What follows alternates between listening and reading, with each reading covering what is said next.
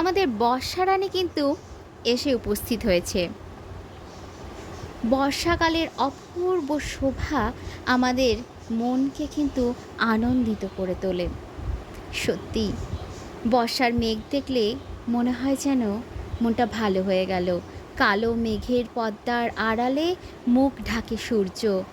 ঘন ঘন মেঘের গর্জনও শোনা যায়। কৃষকরা মেতে ওঠেন কৃষিকর্মে।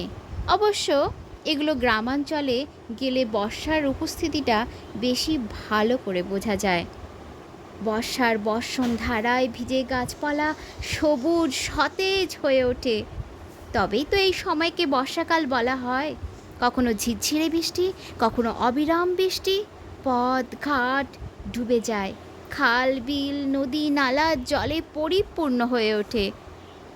গাঁয়ের মানুষজনের অবশ্য দুর্দশার শেষ থাকে না। চারিদিক কর্দমময় হয়ে ওঠে, পথঘাট বড় দুর্গম হয়ে ওঠে। সাপের উৎপাত বাড়ে, সর্পাঘাতে কতজনও মারা যায়। তবু বর্ষা কিন্তু খুব সুন্দর।